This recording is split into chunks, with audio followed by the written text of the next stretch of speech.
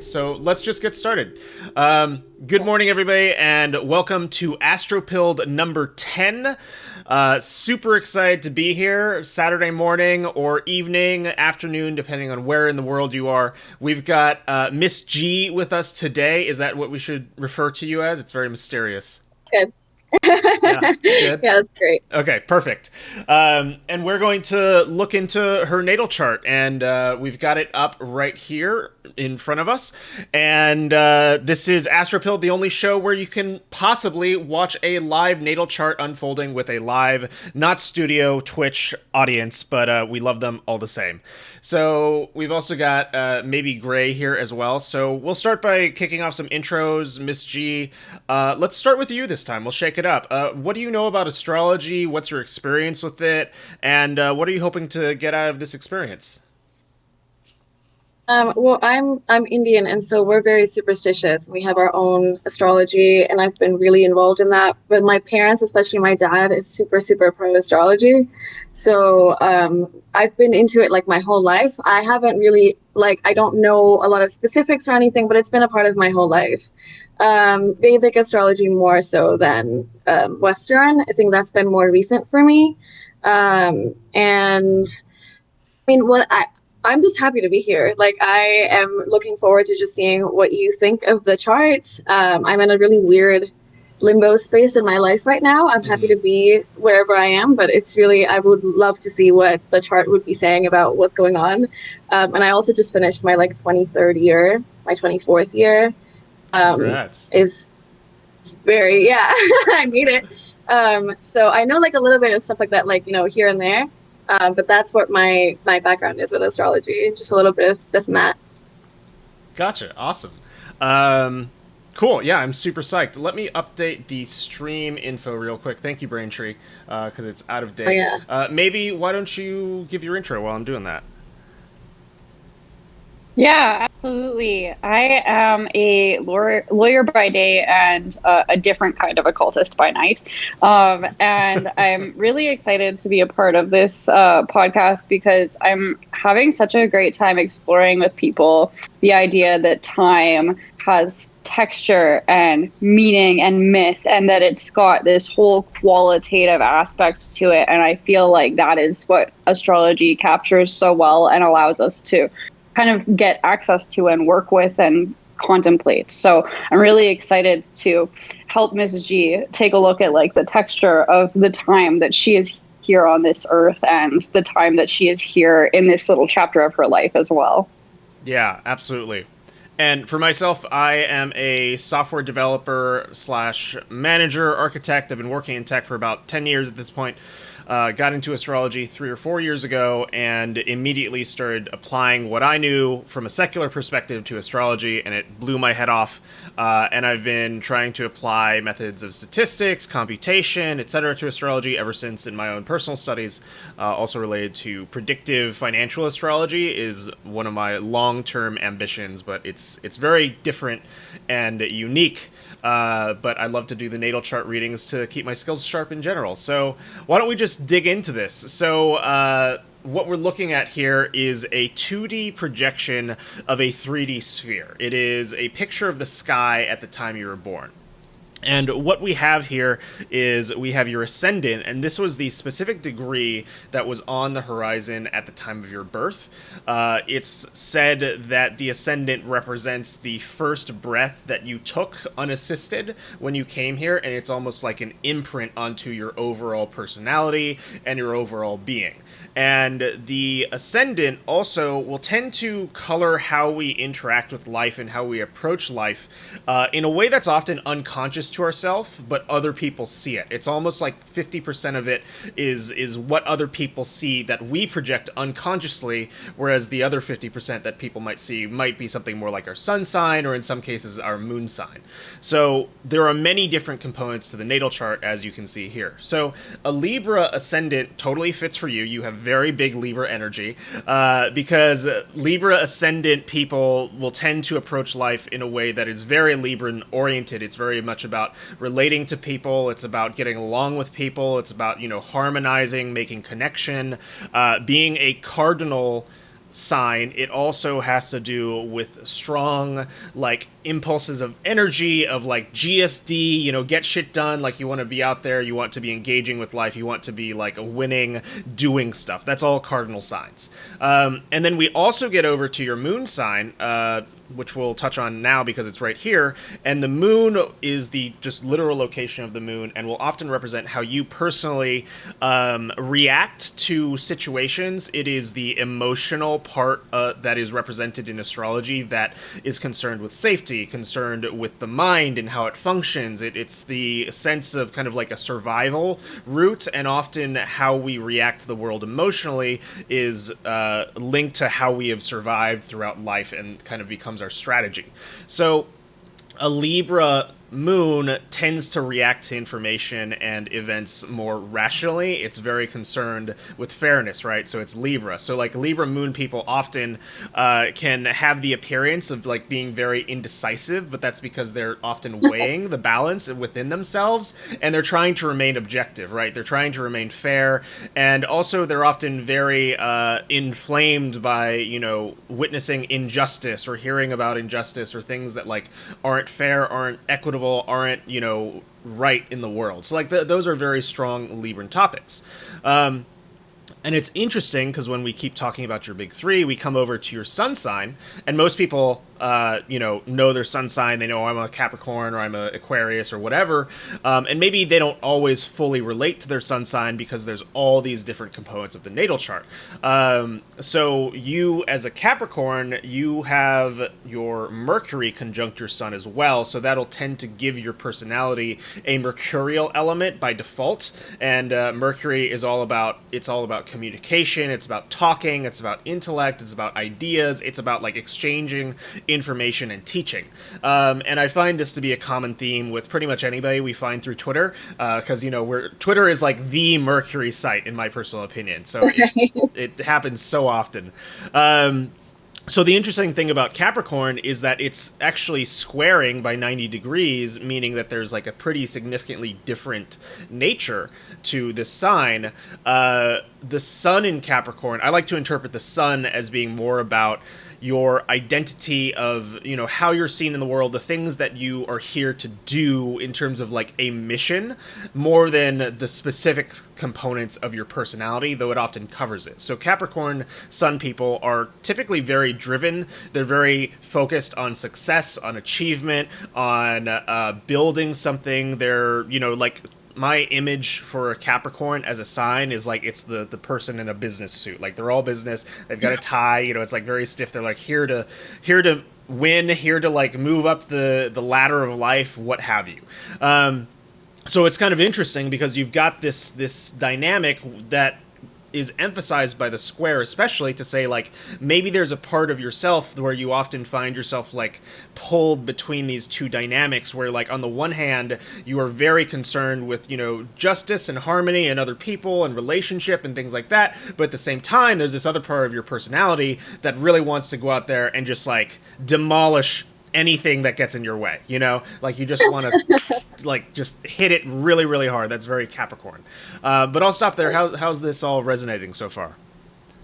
Yeah, I mean, from what I know about Capricorn and Libra as well, I'm very indecisive. Sometimes it's not really about justice. It's just that I don't know what to order, and me ordering is like, I think someone said recently, it was like pulling teeth. Like it's just impossible. It's so painful to watch me be like, I mean, I could get that, or and it takes me like a good 20 minutes. So that's very true.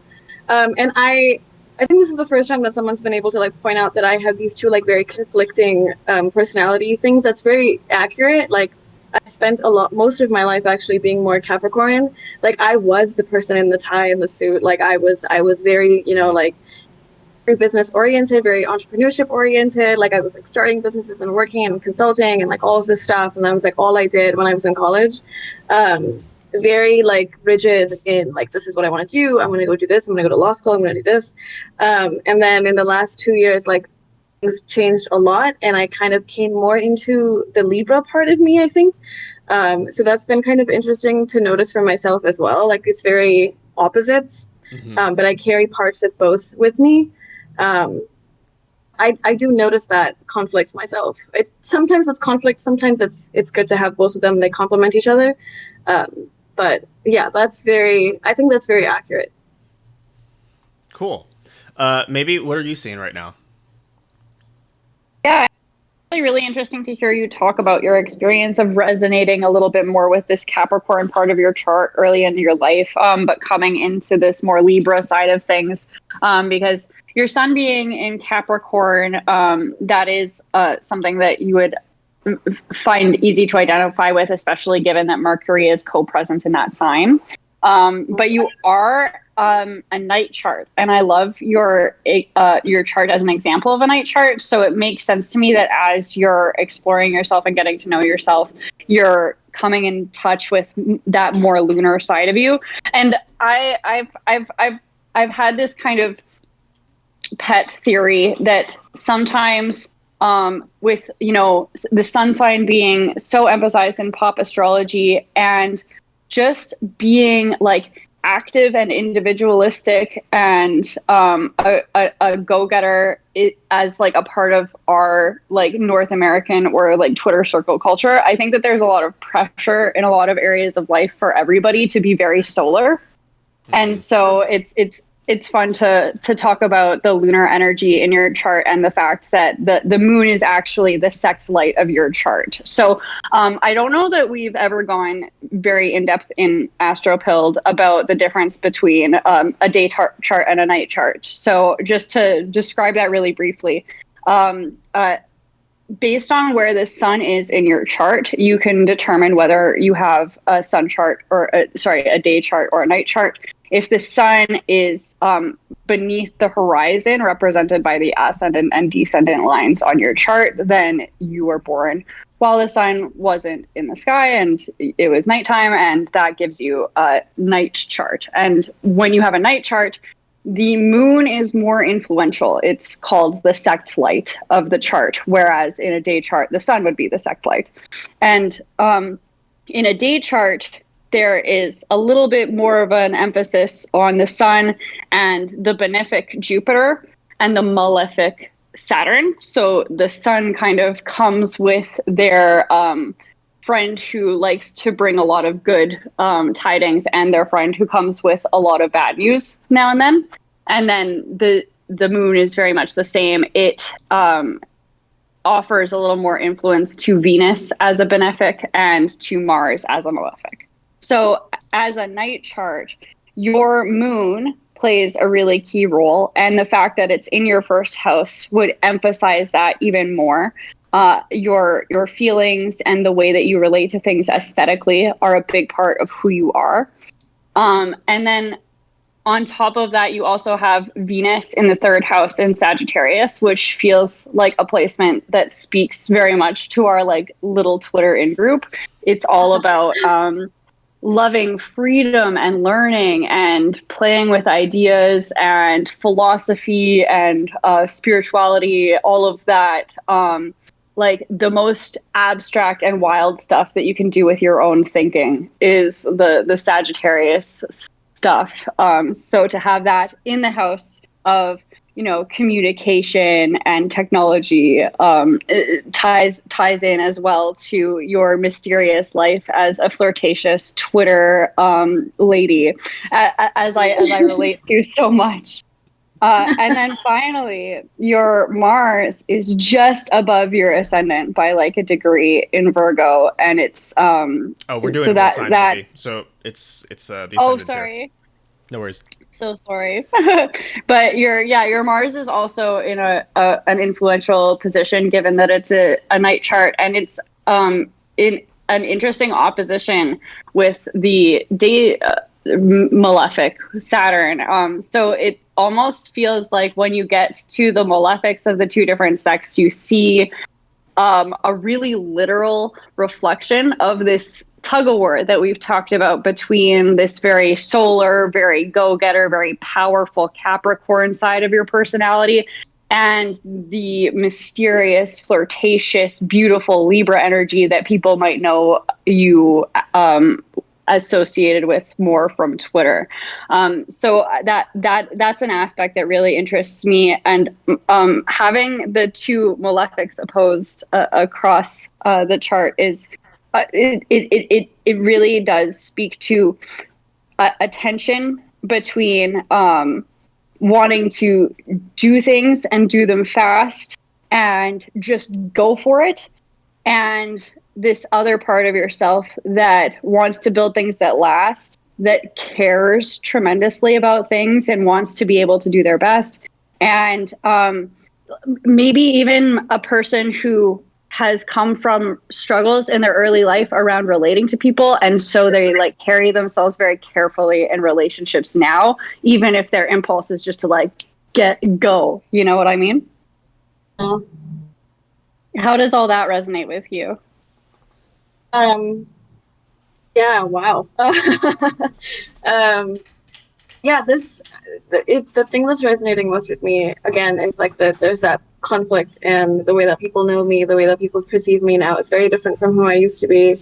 And I am very, very careful with the way that I carry myself in relationships. I think that what's happened now is that I start off being very, very careful, to sometimes to my own detriment, and I have to like over time become the kind of person where I feel comfortable enough that I can just like be the other part of me, which is like just go spontaneous, do whatever you want, like, you know, just like figure it out as you go along. And then there's the other part of me that's like, oh, I want to build this and I want to like create this and like I want it to last. I've been struggling with this particular situation in pretty much every aspect of my life for like the last 2 years. So it's really interesting to see you like point that out. Like that's it. That's all I journal about, like all the time. I'm like, I have no idea which part of this, like, how do I bring balance? And of course, how do I bring balance into this? because I'm a Libra moon and rising. So I'm just like, I need to find a way to like be able to like, harness these two different parts of me that I think are very valuable to create like a whole dynamic, like decide where I, you know, employ which part of me. So that's been something that I've been trying to figure out, and that's really interesting that you pointed that out. Really, very articulate. Thank you. That was great. Yeah, it's super interesting too, because there's an element of it, since we're now talking about more traditional astrology techniques too, is that there's an interesting component where your Saturn is actually in Aries. It is in a condition called debilitated, where it's less able to provide its useful outcomes. So in a lot of the time, Saturn for you likely is a source of consternation more than your Mars placement, because it's both the out of sect malefic, as you have a night chart and Saturn is the malefic of the day sect, and it's also closely opposing this other malefic, and it's debilitated, and it's angular, which means it's in the first, seventh, fourth, or 10th house. So it's in a very interesting position, because it's almost like you've got this element of, if we think about the fact that your fourth and your fifth house are very populated and also both ruled by Saturn, which is a Capricorn and an Aquarius house, when we look at Saturn, it's almost like, to me, there's an element of needing to resolve some sort of issue around responsibility, around work, around proving yourself, around how you like it wouldn't surprise me if there's like this constant feeling that you need to prove yourself, that you're not enough, that you like haven't shown yourself to the world in some way because of this Saturn that's actually pretty angry. It looks pretty upset to me in its current position. And it's also closely related to other people being in your seventh house. So it's almost like maybe there's this dynamic where you're like, I can't have this committed relationship or this true connection until I'm good enough, or until I've figured out like my place in the world, or until I've proved myself, or something like that. Does that resonate? This is a bit much. Wow. Yes. Yeah, very much so. This is like the last conversation that I had with my best friend before I came to New York, where she was like, "Hey, you seem to be bullying yourself like a lot, and you're just like, you every time this happens in your life, like this is like a repetitive pattern for me." where I'll be like, well, I'm not good enough, and I need to figure all this stuff out, and every single time my best friends are like, I don't think so. I don't think that that's how that works. And I feel like you're just kind of mean to yourself. Like, no one else is being mean to you. You're being mean to you. That's it. Like, that it's just your own brain. Like, no one else is saying this to you. I don't know where you've gotten this. I know where I've gotten it. But that's wow. That's very true. I have a pattern. That's one of my patterns, especially when it comes to like relationships and stuff. That's very much, I'm just like, oh, I'm not good enough, so I'm not even gonna try. Yeah. Yeah. And it's interesting because it also, this Saturn and Mars opposition also has the node entangled there pretty closely. And the node often is considered like this point. It varies a lot between Jyotish and Western astrology, but in Western astrology, we often consider it a point of lessons or like karmic debt or duty of things that we are supposed to learn in this lifetime. And so the North node represents the things that we should be trying to emphasize, and the South node represents the things that are more like past skills that can also become fixations and also can become default patterns of behavior as it relates to that. And there's this one book called Astrology for the Soul that I always pull up by Jan Spiller just because it's fantastic. Let me pull it up and see if I can find it. Of the Soul. And while I pull this up, maybe you can take a look at some other stuff as well. Yeah, actually, there is one thing that was on my mind. One thing that I wonder about is we've talked about how you have these two parts of your personality, and we've sort of pointed out this Mars-Saturn opposition as a kind of like figurehead of that overall tension in your chart. And one thing that I think is really interesting is that your night chart, almost all of your placements are in the bottom half of the chart, which is related to sort of your private, internal, personal life. But this Mars opposed Saturn, it like peaks over that center line in the chart, and it's the like main placement that you have in the section of your chart that relates to things that are external and public and visible to other people. And so one thing that it has me wondering about is whether you sometimes feel misunderstood, that people get like this kind of low resolution snapshot of this tension in your personality, but then there's all of this, iceberg under the surface that's like, no, but this is why I can't decide between these two different people that I am. Yes, that has been the case a lot. It's been a lot of the low resolution snapshot is something that I've been like talking to my best friend about, where sometimes I kind of internalize that, where I'm like, maybe it's my fault that I'm not as high resolution, and that like sometimes I feel like the way that I bully myself is that I'll be like, maybe I'm lying to these people about who I am. And I'm not lying. I'm being myself. It's just that there's just too much there to just get all of it out all at once. It takes some time. And so I tend to internalize that as my fault, or like letting people down, or having complexities that like I myself maybe don't know yet, or do know and don't feel comfortable sharing yet. And so that's definitely, I don't like saying misunderstood. I've been using that word a lot recently, but I don't like saying misunderstood, but there's a lower resolution of understanding sometimes than I'd like. And there's only so much that I feel like I can communicate.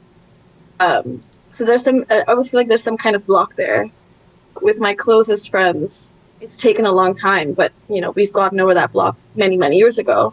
So then I kind of compare with new people, and I'm like, oh, well, they can't see me the way that like these people see me, and I don't know how to like traverse that particular bridge with new people. So that's, yeah, like I feel like that does happen to me quite a bit. Yeah, it's so interesting that you relate to it in particular around communication with other people too, because you were born during Mercury retrograde. So that's something that for people with a Mercury retrograde natal, that can be something that is a little bit of a challenge in their life, feeling like they have a lot to communicate and there's some sort of like a bottleneck around how much they can actually get out and share with the world. So that's really interesting. Yeah, I've been trying to like actively work on that for the last like many years, especially when I was in college, because I realized that was my number one thing that I needed to work on.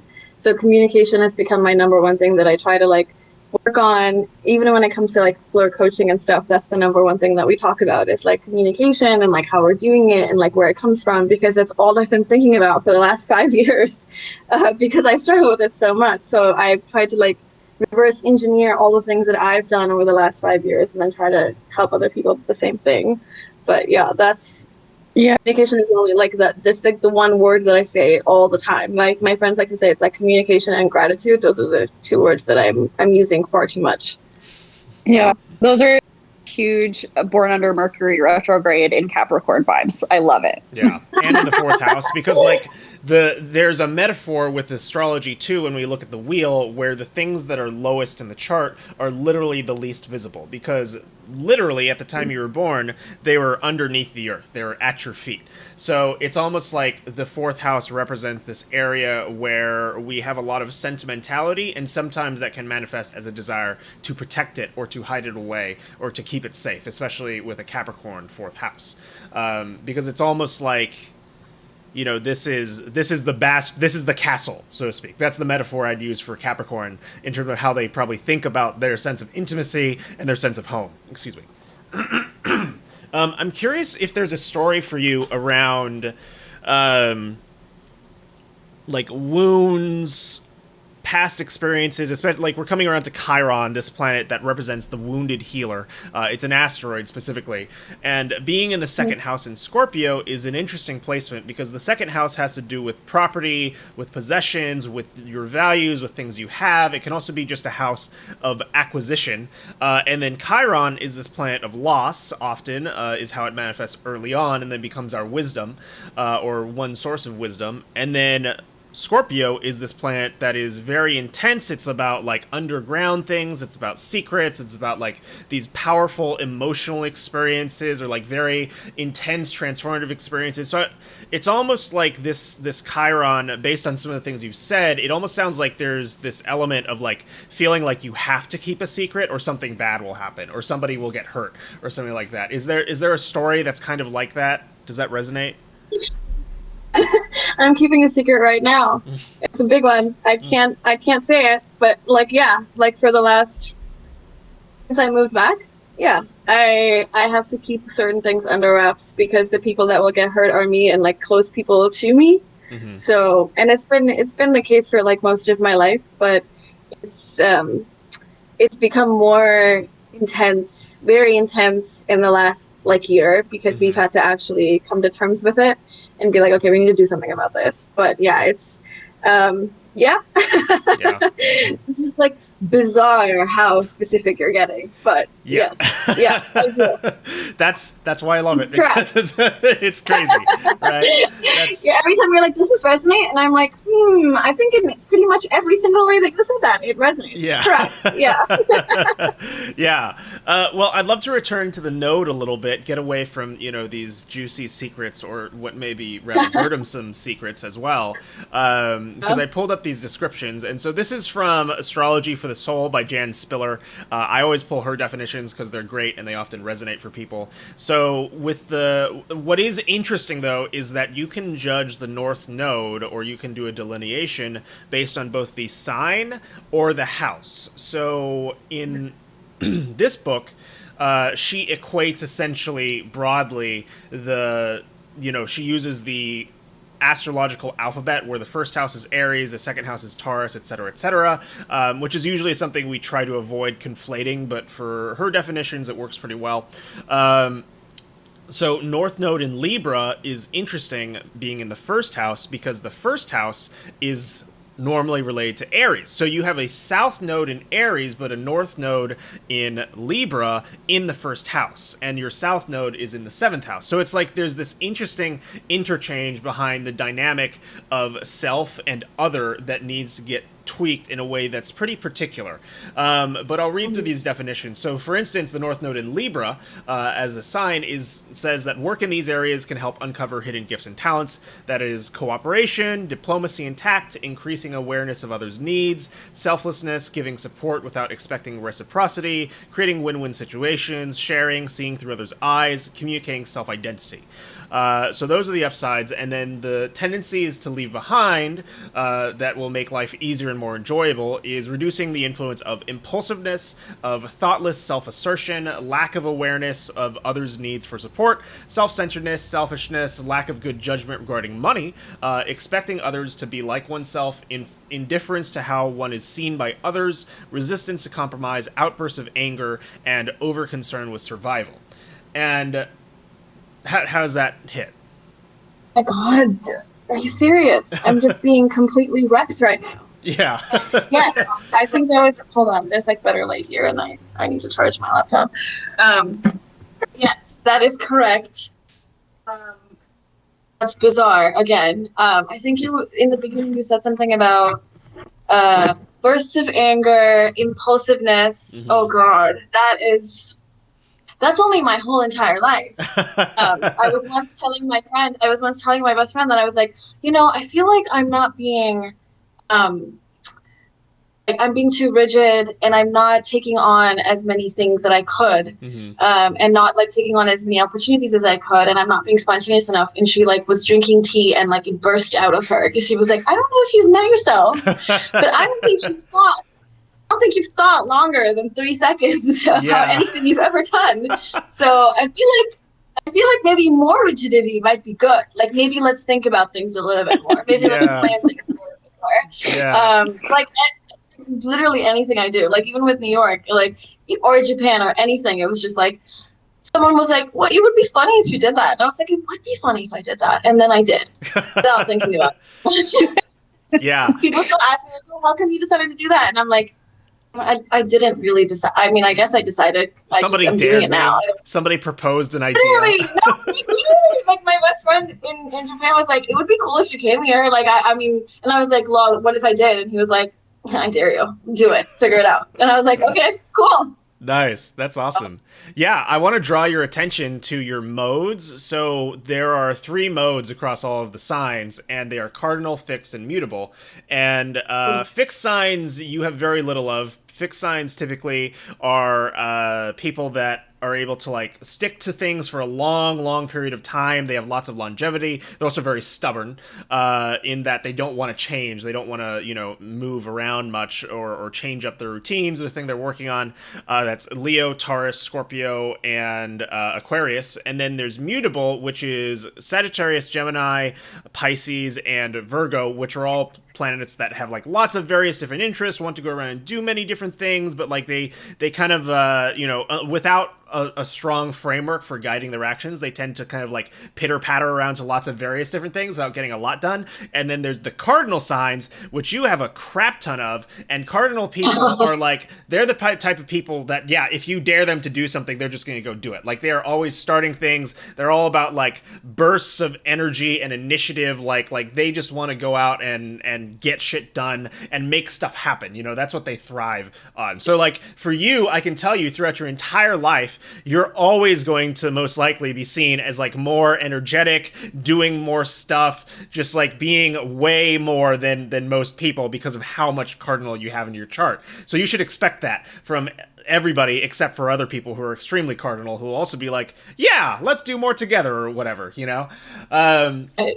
So the other side of this, which is interesting, is that for the North Node in first house descriptions, the things that they talk about are things to develop are independence, self-awareness, trusting one's impulse, courage, constructive self-interest, moderation in giving, and self-nurturance. And then the tendencies to leave behind are seeing oneself through others' eyes, debilitating selflessness, being Mr. or Mrs. Nice, obsessive attachment to fairness and justice, codependence, attachment to external harmony, or a tit-for-tat sort of mentality.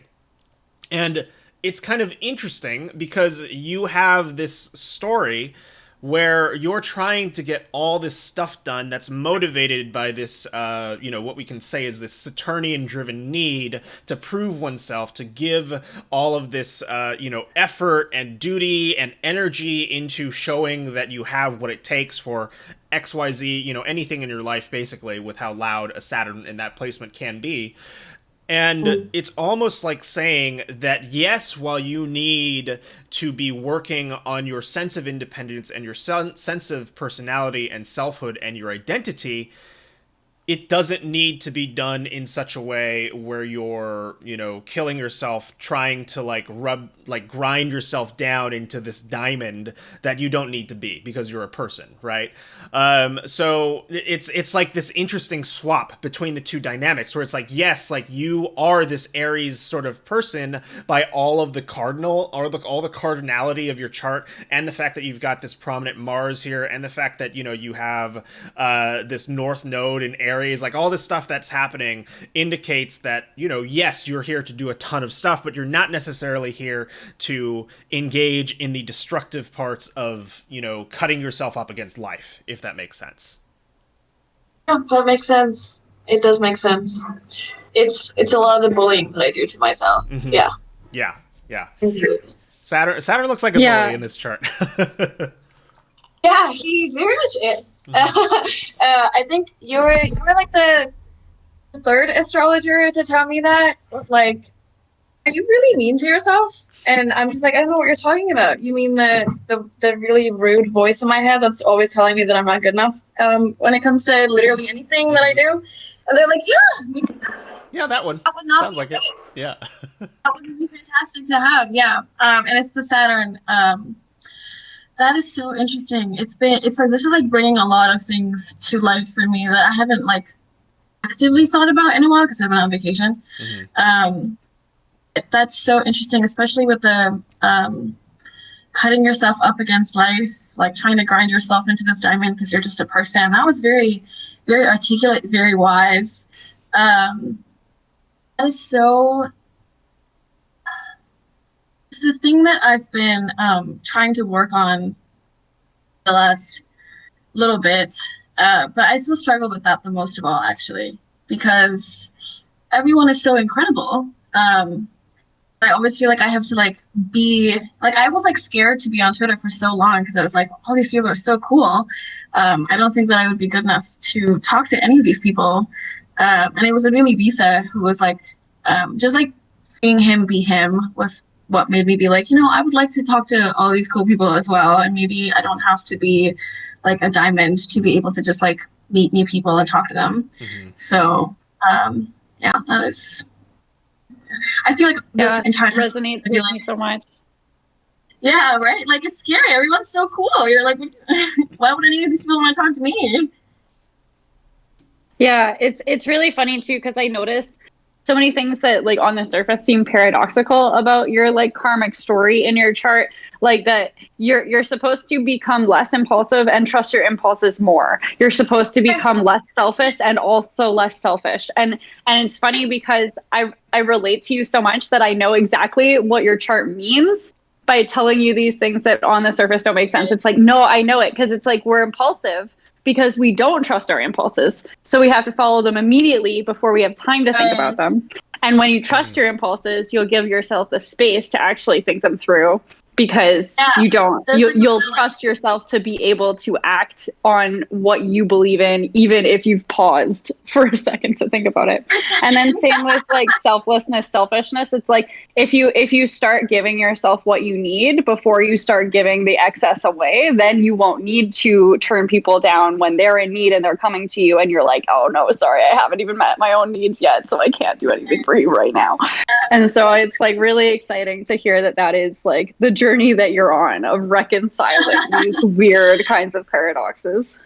This is exactly why I find it so difficult to be able to communicate these paradoxes, right? Like it goes back to how hard it is for me. How am I supposed to communicate that to somebody that doesn't like you understand that because you relate to me so much that you're like you get it. You're able to articulate this. It's so much harder to articulate these things because half the time I'm like one. People often tell me that too, where they're just like, it's really hard to like pick one quality because it seems like there's a lot of contradictory qualities at the same time. And I'm like, I don't know what to tell you. It's just there's something there that like is picking one side or the other whenever it comes to any decision. And sometimes I'm very indecisive, and sometimes I'm like, all right, that's what we're doing right now, because if I take too long, I'm not gonna pick anything. So I'd rather do it now without thinking about it too much. Yeah, that especially is a very like Mars opposing Saturn thing to me, is that like really deep disagreement about tempo in life. Like Saturn wants to take things so slow and so methodical, and it wants to build things so well so that they will last, 6 lifetimes. And Mars is like, let's do it right now. Let's do it immediately. Let's just go for it. I am like already bored because we've talked about it for half a second. Like, so for those two to be arguing about how to live your life would be like, a scheduling nightmare. Oh my god. I've had like 4 planners my whole life. I am the worst at that. Yeah. That's one of the things that I've had to work on most of all is like time management, because it's doing long-term projects and then doing short-term projects and then getting distracted by the 6 different projects that I thought of while I was doing these projects, or even just thinking about them. I have journals and journals of like ideas and ideas that I haven't even touched. I haven't even looked at them. I just wrote them down in like a frenzy. And like every like month I'll have like a day where I'll just like write stuff down, and then I won't look at it forever because there's too much going on in my brain.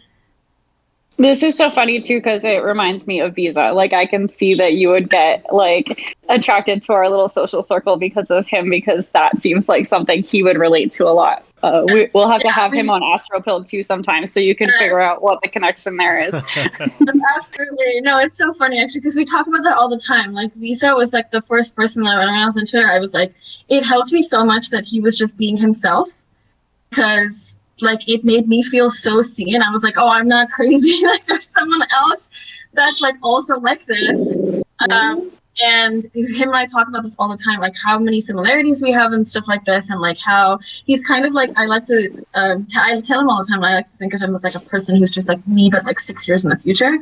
It's really nice to see what I could do with my life, because he's already been at my like stage of life, and so to come up with a very specific like problem or feeling and be able to go to him and be like, I'm feeling this way, and he's like, you sweet young child, like I understand. I get what that's like, and like this is what you should do, and I'm like yeah, oh my gosh, that man. Yeah, that's exactly how I found this corner of Twitter too, is like exactly the same way. And it is so funny, like Visa is the entire internet's cool older cousin. I always assume whenever I'm doing anything with in-group that like Visa will come up, because I love him so much, and I will find some way to like shoehorn him into the thing where I'm like, well, Visa, this and that, like every single time. But yeah, he's great. Another interesting thing while we're on this subject, tangentially around this Saturn-Mars opposition, is that Mars also, despite the fact that Saturn is especially angry here and debilitated, Mars is also interesting because he is not quite in Libra yet. So he's in Virgo, and Mars in Virgo brings this energy, which I think maybe touched on, that is much more like meticulous, much more planning oriented, much more about like a grand design of some kind. It's often, wants all the ducks in a row. It wants to make sure everything is like just so perfect, which is an interesting sort of position for Mars to be in here, because it's kind of like you're building this massive diorama that needs to be done in layers, and then the authority figure comes in and they're like, what the fuck is this? And then they knock it all over, you know?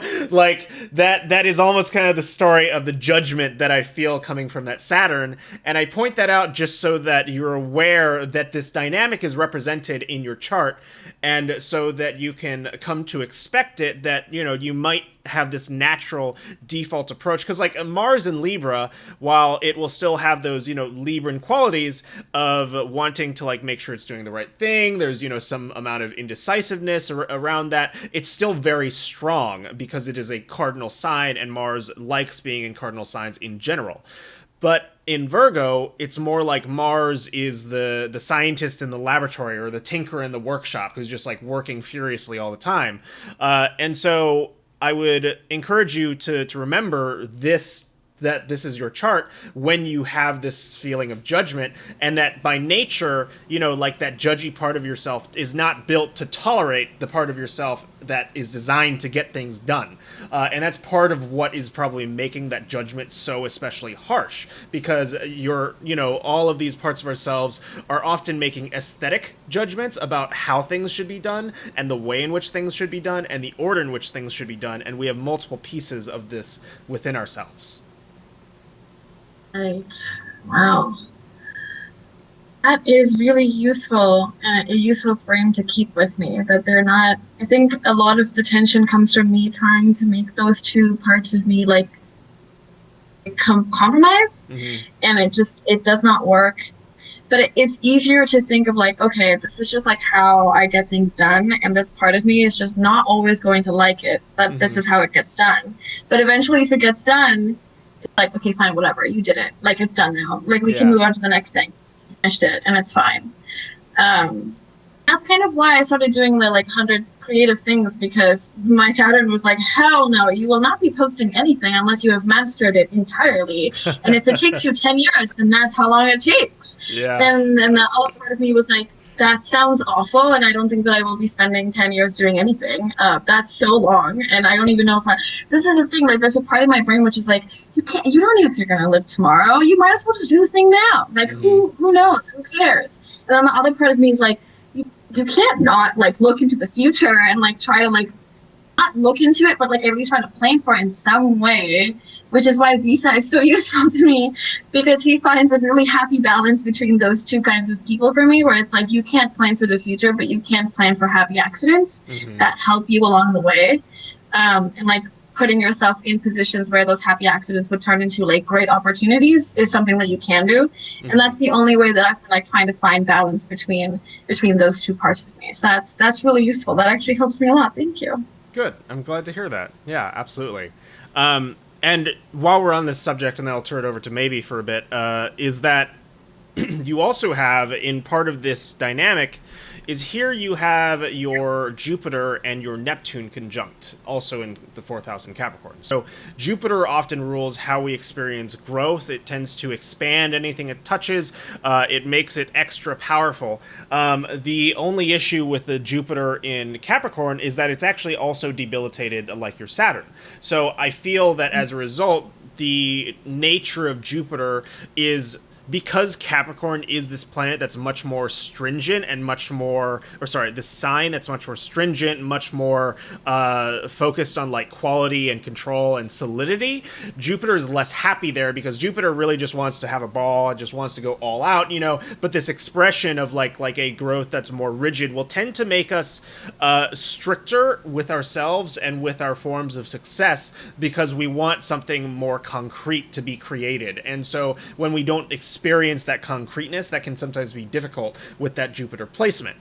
What's interesting about that is you also have Neptune there, very closely conjuncted, and Neptune rules, it rules fantasy, also sublimation, I don't know about sublimation, but like delusion, irrational fears, but also like visions from the other world, you know, like music, art, film, radio, all those things are associated with Neptune because they're about fantasy, they're about like artists and creating something that does not exist. So another thing that's important to be aware of in your own personality is that with that Jupiter-Neptune combination, it's very likely that you're constantly going to be having ideas of visions, sudden inspirations to do all these different things which are like so perfect because they come from Neptune, they come from this other world that literally cannot be created in ours. But that's what artists do, right? They're constantly trying to bring something perfect into materialization. They're trying to make what they see in their heads reality. And that's really freaking hard. And especially once you have that in Capricorn, because it's going to be extra more about changing the world, changing the way things are, changing concrete structures that already exist. And it's hard enough to build one of those right in the first place. So that's all to say that because of the fact also that it trines your Mars, that sort of like inspirative component likely like naturally seeps its way into all the things that you want to do almost like unconsciously. You know, it can be the kind of thing where you're like, oh well, I have this idea, and then suddenly out of nowhere like a million trees blossom off of it, and like you've got the entire picture, and it's way too big to ever accomplish at that point, you know. That's just one more piece of kind of like this judgment puzzle that I can see here. Does that resonate? Yeah, I mean that's kind of what happens when I give myself time once a month to be like, okay, there's a lot of ideas that's going on. They're always going on in my brain, and I'll either have them in notes or I'll write them down a little in a little thing, and then I'll give myself a day to be like, okay, write all of it down, try to be as specific as possible, and I'll give myself like an hour or two. It ends up taking the entire day because every time I write anything down, I'm like, well, that relates to this thing, and it's literally like a tree, like you said, like when I start actively thinking about the ideas that I have, they will go in like 600 different directions, and then they'll all connect with each other, and then they'll be like a lot larger than I thought they would be, and then I'll get really excited, and then I'll get really sad because I'm like, well, I can't do all of this right now. Yeah. And there's just like so much here, and I really want to do it, and I want to work on it. And then there's the part of me that's like, I want to do this now. And then there's the other part of me which is like, hey, this is going to take a really long time. And it will take a lot of like working on this and building on this for a long time. And we like that. That's good. Let's keep that. And usually it's the other part of me which is like, oh my God, like I want to do this all like instantly right now. And then I'll instantly get bored. I'll start with one thing and I'll get bored. And it helps to have 600 other ideas because when I get bored with that, I can go on to the next thing. And then when I'm bored with that, I can go back to the first thing. But yeah, that's exactly right. Like that's how I usually try to make those charts. Like that's why Rome was so great for me because it literally showed me physically what I was seeing in my brain. To be able to see those abstract concepts in my brain, like physically like that on my screen was so useful to me. Because they're all really abstract too. They're not always like with art and stuff. They're very abstract concepts, very abstract ideas that come together in the material world. In like the part that I struggle with most is figuring out like, okay, how do I actually make this like real and not just in my head, which is very hard. And you're right about that. That's true. I spend a lot of time thinking about stuff like that. Yeah, absolutely. Yeah, that's really interesting. Maybe given that the last aspect that I'll point out to you is that in the house related to the things that we create, you have Uranus in Aquarius, and so there's this part of your personality, especially when it comes to the things that you want to make, that isn't looking to conform. You're looking to shake things up. You're looking to like see something about like the accepted way of doing things that misses something and like break that apart. And so there's like this part about your creative rhythm that wants to be like disruptive or a trendsetter or insightful or inspiring or all of these different things. And that aspect has a sextile aspect to the Saturn part of the Saturn-Mars opposition. And so that is an auspicious aspect, but it's one that takes a little bit more cultivating. It's not something that's just going to happen in the background. It's something that you might have to notice and think about and lean into a little bit more. But there's a relationship between Uranus and Saturn that has to do with our relationship to authority, whether that authority comes from outside of ourselves or inside of ourselves. So Saturn it kind of takes the for authority position. It is always interested in having a structure and creating context. Oop, I lost you. I think we lost you there a little bit.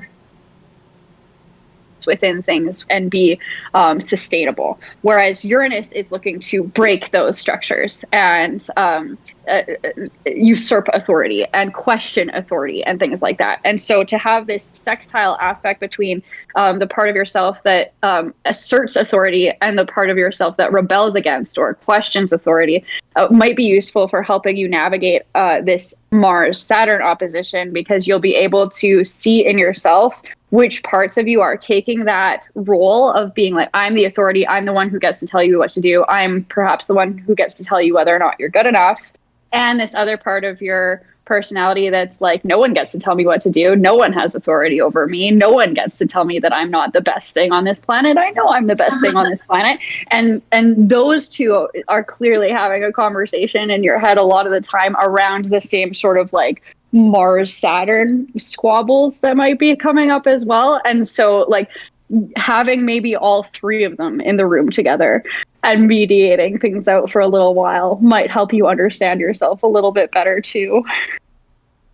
A little internal family systems, but with Saturn and Mars and Uranus is like, okay, what's going on, guys? Let's talk about how you're feeling. Yeah. IFS, but make it woo. Yeah. Oh, that's great. You should tweet that. That's good. I 100% will. I also feel like Uranus trining your node is important in this configuration too, because it is actually your most close aspect in your entire chart. So this indicates that it's going to be especially important. And as maybe touched on, Uranus is this planet of like Promethean impulses. It wants to change things. It wants to make a better world. It's very utopian in a way, but it also can be very extremist at the same time. So in the fifth house rules our place of personal pleasure, creativity, the things we create, the things we build. It's often considered like the hobby house. It is the things that we create for ourselves. And often it's generally also our creation, so it can sometimes rule over children. This trine from Uranus in the fifth house to your node, sextiling your Saturn, can suggest that a mode of expression where you actually have relief from these hard oppositions between Saturn and node and Mars can be found in the realm of your personal hobbies, your personal projects, the things that you create, the things that you put into the world, especially things being in Aquarius that have to do with community, that have to do with friendships, that have to do with anything like scientific or technologically advanced or futuristic. Like those are all the words that you apply to Uranus. And it's kind of hard to tell how something like that will manifest in trine to the node, because you're kind of working with this very intense karmic point with an outer planet, so there aren't a ton of strong delineations for that. But what I would say is that you should look and especially pay attention to transits to your node and your Uranus placements, or Gemini at 3 degrees. So essentially, anytime you see a placement at 3 degrees in an air sign, that's a time to especially pay attention, because it's likely that that's going to be a manifestation point, because the North node often, when it's triggered, causes events to happen, just like all kinds of stuff, whatever, it like brings new things into our life. And the Uranus trine suggests to me, at least, that the way in which that happens will be especially sudden and especially notable and especially powerful. So yeah, I'd take a look at that. Maybe Miss G, I lost your video. I don't know if you got disconnected. Oh, wait, let me just figure that out. Okay, I mean, so long as we still got you, it's all good. And we're coming up to the end anyhow. Have any final questions about your chart? Actually, I had a question about the trine that you were talking about, Sadal. One second, let me. Is that working now? Oh, there. Yeah, cool. Sorry, how I did that. Yes, there we go. But, I had a question about that, where you were saying that it's like hard to like figure out what that might mean. But I was wondering. So my North node, you said, was in Libra, right? Mm-hmm. And that is what I should be focusing on in like developing those skills in this life, and the Hmm. south node is like the opposite, like what the like past behaviors that maybe I shouldn't get too fixated on. Hmm.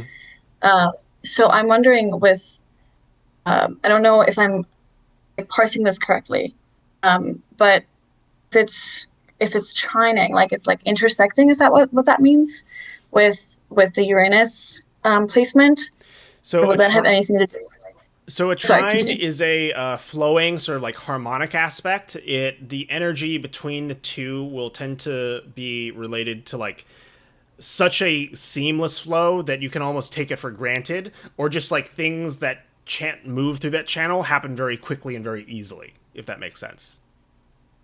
Hmm. Oh, Yeah. yeah. I guess like I'm like trying to wrap my head around how my Uranus placements would have to do with my North Node. But you said that that is like kind of weird and like hard to like figure out like what that might actually manifest as in my Yeah. life. Yeah, there aren't as many significations for the outer planets to the nodes. It's more modern astrology, and most of my knowledge comes from a little bit before that time, to make an understatement. Although, I do practice plenty of modern astrology, but the nodes are my personal area of like lack of expertise, which is why I usually go to books and things like that.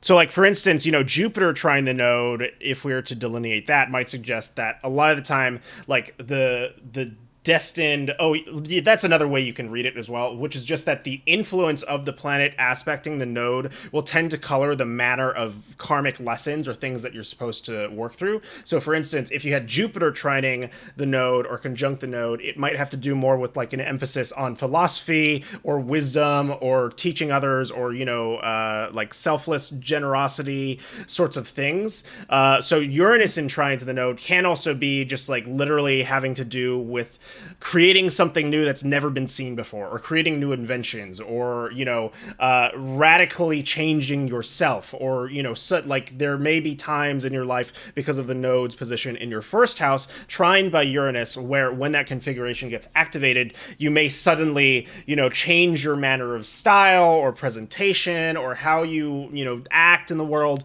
what have you. So those are like some potential ways you could synthesize these two placements.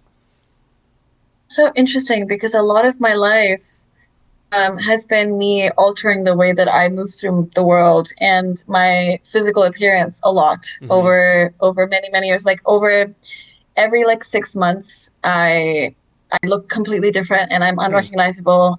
And that happens a lot. A lot of my I have changed now and I've learned things, and I wasn't like actively like aware of this till last year, where I was looking at older pictures of me and I was like, these are, I don't recognize this person. Like I can't believe that I looked like that. And like Mm-hmm. I remember these clothes, I don't own them anymore because I moved so much that I always like I like downsize a lot. Mm-hmm. And so the way that I move through life, and the more I change, the more growth I have, the more growth pain periods I go through, the more different I look. And each I can like go back to specific parts of my life and be like, yeah, I had short hair.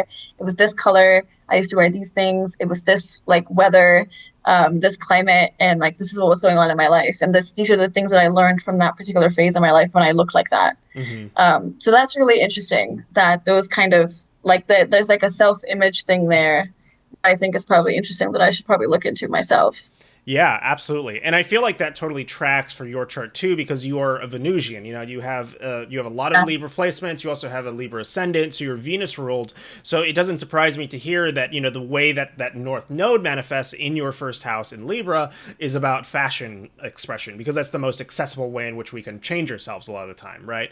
So I think that totally makes sense. I'd be curious also, because if you said it's every 6 months, that implies that at there's two specific points where the sun and the moon are likely that may be triggering this configuration. So I'd be curious if you maybe went through your transits and notice the times at which you go through these changes and see what sorts of aspects are occurring.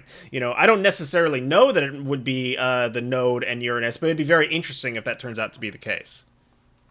Yeah, that would be really because that is yeah, that's yeah, I know like the specific days and like which months that I end up like changing, and it's usually around the same time. Mm-hmm. So that's really interesting. I should look into that. That's super cool. Huh. Yeah, yeah, pull it up. Thank you. That's so Yeah. great. I'll DM you about that later. Yeah, please do. I'll look into it a little bit more. Yeah. Well, cool. So we're a little bit over time. Miss G, do you have any last questions, curiosities that we can answer for you? I think I'm good. This was great. I learned so much and I have so much useful stuff to like work with and think about and ponder on and journal about. It's gonna be great.